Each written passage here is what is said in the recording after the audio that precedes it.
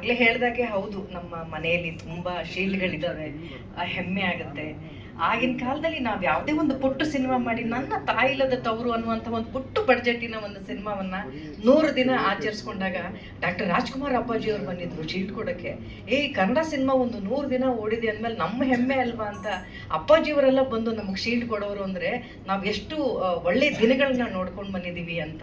ಆ ದಿನಗಳಲ್ಲಿ ನಾವು 100 ದಿನ ಸಿನಿಮಾ ಓಡೋದ್ರ ಜೊತೆಗೆ ಅಂಥ ಮೇರು ನಟರು ಬಂದು ನಮಗೆ ಶೀಲ್ಡ್ ಕೊಡೋಂಥ ದಿನಗಳನ್ನ ನಾವು ಯಾವತ್ತಿಗೂ ಮರೆಯೋಕ್ಕೆ ಸಾಧ್ಯನೇ ಇಲ್ಲ. ಇವತ್ತಿನ ದಿನಗಳಲ್ಲಿ ಸಿನಿಮಾ ಓಡೋದು ಕಡಿಮೆ ಆಗಿದೆ.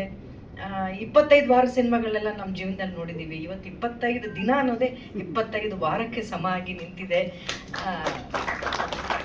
ಈ ಒಂದು ಸಿನಿಮಾಗೆ ಇಡೀ ಕನ್ನಡದ ಜನತೆ ಕೊಟ್ಟಂಥ ಅಭಿಮಾನಕ್ಕೆ ನಾವು ನಿಜವಾಗ್ಲೂ ಚಿರಋಣಿ ಅಂತ ಹೇಳ್ತಾ, ಎಲ್ಲರೂ ಕೇಳ್ತಾ ಇದ್ರು ನನ್ನ ಹೋದ ಕಡೆ ಎಲ್ಲ ನೆಗೆಟಿವ್ ಕ್ಯಾರೆಕ್ಟರ್ ಮಾಡಿದ್ದೀರಾ ಅಂತ.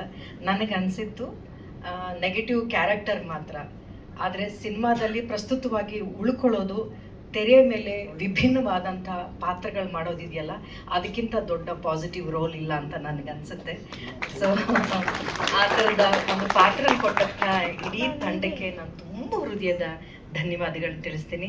ಅಷ್ಟು ಮಾತ್ರ ಅಲ್ಲ, ಈ ಸಿನಿಮಾಗೆ ತುಂಬ ದೊಡ್ಡ ಬೆನ್ನೆಲುಬಾಗಿ ನಿಂತಿದ್ದು ಹಲವಾರು ವಾವ್ ಫ್ಯಾಕ್ಟರ್ ಈ ಸಿನಿಮಾಗಳಲ್ಲಿ. ವಿನೋದ್ ಅವರು ತುಂಬ ವಿಶೇಷವಾಗಿ ಅವ್ರ ತಂದೆ ಪ್ರಭಾಕರ್ ಅನ್ನೋದನ್ನ ಎಲ್ಲರೂ ನಾವು ಮರೆಯೋಕೆ ಸಾಧ್ಯ ಇಲ್ಲ. ಅವಾಗ ಎಲ್ಲ ಜ್ಞಾಪಿಸ್ಕೊಳ್ತಾನೆ ಇರ್ತೀವಿ ಪ್ರತಿ ಫ್ರೇಮಲ್ಲಿ. ಆದರೆ ಒಬ್ಬ ಮಗನಾಗಿ ಅವರ ತಂದೆಯನ್ನ ಜ್ಞಾಪಿಸಿದ್ದಿದೆಯಲ್ಲ, ಆ ಜವಾಬ್ದಾರಿ ಅವ್ರನ್ನ ಹೊತ್ತಿದ್ದಿದೆಯಲ್ಲ, ಅದು ತುಂಬ ವಿಶೇಷವಾಗಿತ್ತು.